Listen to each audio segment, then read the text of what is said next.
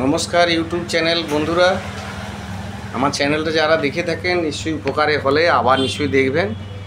বিশেষত ছাত্রছাত্রী এবং এলাকার কিছু সমাজ সচেতনতা নিয়েই এই চ্যানেলটা ওপেন করা।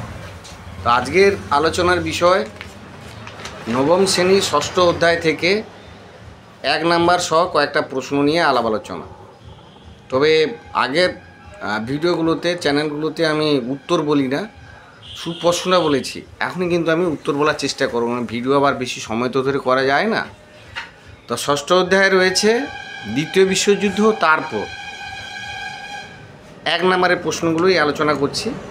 কারণ এখানে দ্বিতীয় বিশ্বযুদ্ধ তারপর বলতে দ্বিতীয় বিশ্বযুদ্ধ যে শুরু হয়েছিল তার পর্যায়ক্রমে যে পরিস্থিতিটা চলেছিল সেইটা নিয়ে এই অধ্যায়ে দীর্ঘায়িত আলোচনা হয়েছে। তা প্রায় যে প্রশ্নগুলো থেকে থাকে পরীক্ষাতে, এবার তোমাদের পরীক্ষাটা হবে 90 নম্বরের, বলতে গেলে পুরো বইটার উপরে। তো সেখানে আমি কোনো একটা চ্যানেলে বলে রেখেছিলাম প্রথম এবং দ্বিতীয় সাবমিটিভ প্রশ্নগুলো অবশ্যই রেখে দেবে। ওখানে 30% প্রশ্ন অবশ্যই থাকবে, 30% প্রশ্ন অবশ্যই থাকবে। তো শুরু করছি। কত খ্রিস্টাব্দে মিউনিক চুক্তি স্বাক্ষরিত হয়েছিল? কত খ্রিস্টাব্দে মিউনিক চুক্তি স্বাক্ষরিত হয়েছিল? এটা 1 নম্বরে। আবার 2 নম্বরে যদি বলা হয় কত খ্রিস্টাব্দে মিউনিক চুক্তি স্বাক্ষরিত হয়েছিল, কাদের মধ্যে হয়েছিল, তা আমি পুরোটাই বলে দিচ্ছি। 1938 খ্রিস্টাব্দে মিউনিক চুক্তি স্বাক্ষরিত হয়েছিল। তারিখটা লিখতে বলে ভালো, না তো নাই। 29শে সেপ্টেম্বর। কারা চুক্তিতে অংশগ্রহণ করেছিল, স্বাক্ষর করেছিল? ব্রিটিশ প্রধানমন্ত্রী বা ইংল্যান্ডের প্রধানমন্ত্রী চেম্বারলেন, ফ্রান্সের প্রধানমন্ত্রী দালাদিয়ার, ইংল্যান্ডের প্রধানমন্ত্রী মুসোলিনি। কে নিজেকে ফুয়েরা বলে ঘোষণা করেছিল বা বলেছিল? অ্যাডলফ হিটলার, নাৎসিবাদ দলের প্রতিষ্ঠাতা। 1933 সালটা না বললেও হবে। কে বলেছিল বা নাৎসিবাদের জনক, এরকম একটা প্রশ্ন এখান থেকে থাকে। কে নিজেকে ইল দুচে বলে ঘোষণা করেছিল? মুসোলিনি, ফ্যাসিবাদের প্রতিষ্ঠাতা। মনে রাখার কৌশল। কত খ্রিস্টাব্দে দ্বিতীয় বিশ্বযুদ্ধ শুরু হয়েছিল? সাল বলেছে 1939, 1 সেপ্টেম্বর। যদি প্রশ্নটা এই ধরনের থাকে, এটার সঙ্গে যুক্ত থাকবে যে দ্বিতীয় বিশ্বযুদ্ধে প্রত্যক্ষ কারণ কী ছিল। অবশ্যই সেখানে সাল দেবে 1939 খ্রিস্টাব্দে 1 সেপ্টেম্বর হিটলার পোল্যান্ড আক্রমণের মধ্য দিয়ে দ্বিতীয় বিশ্বযুদ্ধ শুরু হয়েছে। এইটুকু বললে দুই শেষ হয়েছিল কবে? শুরুটা যখন, শেষটা অবশ্যই মনে রাখবে এরই পরেই।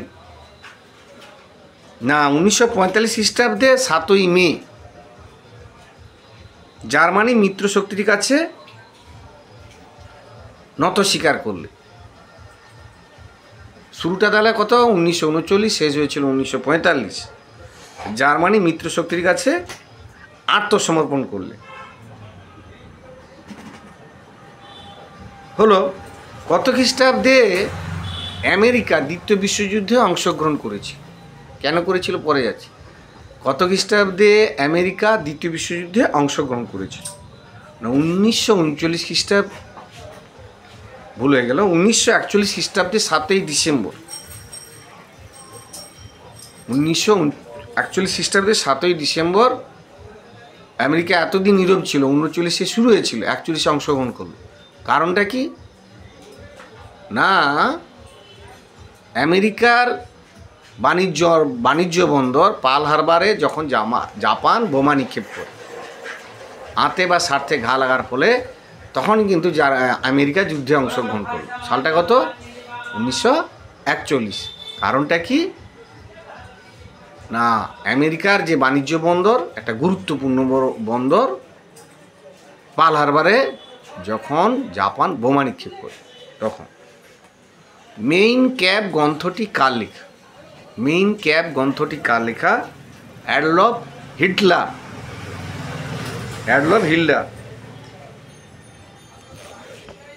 ল্যাটারের চুক্তি কবে কাদের মধ্যে হয়েছিল? 1929 খ্রিস্টাব্দে মুসোলিনির সহিত পোপের, খ্রিস্ট জগতের ধর্মগুরু পোপ বলা হয়, সেই মুসোলিনির সঙ্গে পোপের।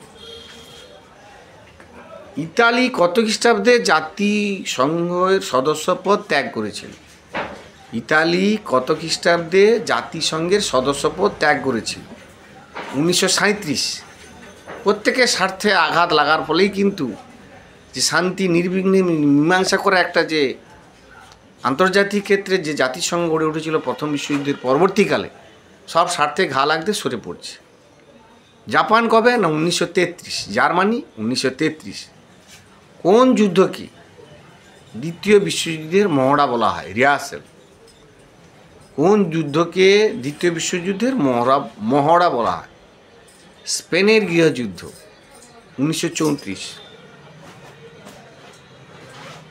জাপান কবে, আগে একটু বলেছি, জাপান কবে পার্ল হারবারে বোমা নিক্ষেপ করেছিল? পার্ল হারবার আমেরিকা একটা গুরুত্বপূর্ণ বাণিজ্য বন্দর, 1941। জাপানে প্রথম কবে আমেরিকা পারমাণবিক বোমা বিস্ফোরণ ঘটিয়েছিল বা নিক্ষেপ করেছিল? একদম জলজল হিরোশিমা 6ই আগস্ট এবং 9ই আগস্ট নাগাসাকিতে। ফ্যাট বয় লিটিল বয় 1945। আর কিছু বই আছে সম্পূর্ণ নামটা লেখা আর কি, যেমন নাম বললেন সিয়াটো সিন্টো NATU, এগুলো বই আছে, একটু দেখে নেবে। হ্যাঁ, অনেকটা সময় লেগে যাবে তাহলে এগুলো বলতে গেলে। সম্পূর্ণ নাম যেমন হু আছে না। আর এর সঙ্গে একটু 2 নম্বরগুলো বলে দিই, অবশ্যই প্র্যাকটিস করবে, এর বাইরে আসবে না, হয় না প্রশ্ন। ফ্যাসিবাদ কি কিংবা ন্যাসিবাদ কি? একই, অপরের পরিপূরক, সমান্তরাল। ফ্যাসিবাদ ন্যাসিবাদ একই জিনিস। ইতালিতে কে জাতিসংঘের সদস্যপদ ত্যাগ করেছিল? ইতালি কেন জাতিসংঘের সদস্যপদ ত্যাগ করেছিল? একই হবে। জার্মানি। আনসলুস কি? আনসলুস হচ্ছে উত্তরটা, হিটলারের বিদেশ নীতির অন্যতম নীতি ছিল আনসলুস নীতি। ইউরোপের বিভিন্ন জায়গায় বসবাসকারী যত জার্মান ভাষাভাষী মানুষ আছে তাদেরকে একই ভৌগোলিক পরিমণ্ডলে নিয়ন্ত্রণে নিয়ে আসা। জার্মান নিয়ন্ত্রণ মানে হিটলারের নিয়ন্ত্রণ নিয়ে আসা। 1938। রোম বার্লিন অক্ষর চুক্তি কবে স্বাক্ষরিত হয়েছিল? 1936। তোষণ নীতি বলতে কি বুঝো? এই তোষণ নীতি দ্বিতীয় বিশ্বযুদ্ধের একটা বড় সড়ো কারণ।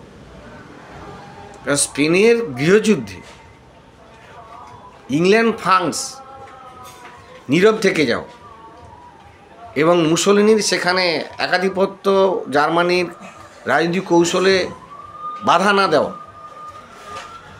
এই তোষণনীতি একটা বড় কারণ। তোষামোদি করা, অন্যায়কে প্রতিবাদ না করে, তাকে বাধা দান না করে, তাকে কৌশলগত নিজের স্বার্থে সেফ থেকে যাওয়াটা, পরবর্তী ক্ষেত্রে তারই ক্ষতি হয়েছে, এরকম একটা তোষণনীতি। এইগুলো মোটামুটি একটা ভিডিও করে ছাড়তে হবে, এগুলো করে মোটামুটি ছাড়লাম। আর যেটা বলি, প্রথম বিশ্বযুদ্ধের যেমন 2টো পক্ষ ছিল, দ্বিতীয় বিশ্বযুদ্ধেও 2টো পক্ষ ছিল। মিত্রশক্তি পক্ষ কারা কারা ছিল? ইংল্যান্ডের উইনস্টন চার্চিল, ফ্রান্সের চার্লস ডিগল, রাশিয়ার জোসেফ স্ট্যালিন, আমেরিকার ফ্র্যাঙ্কলিন রুজভেল্ট শেষে দিয়ে অংশগ্রহণ করছে 1941-এ, প্রথম থেকে ছিল না। আর অক্ষশক্তি কারা ছিল? জার্মানি অ্যাডলফ হিটলার, ইউরোপের বেনিটো মুসোলিনি, আর জাপানের হিদেকি তেজু। আর যে কোনো যুদ্ধ 2টো পক্ষ তো শুরু করে, তারপরে পরে পরে কে কার পক্ষ অবলম্বন করে সেটা কৌশলগতভাবে হয়ে থাকে।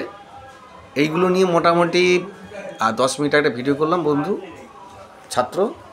সবার কাজে লাগলে নিশ্চয়ই দেখবে। আবার পরে ভিডিও আসছে। ধন্যবাদ।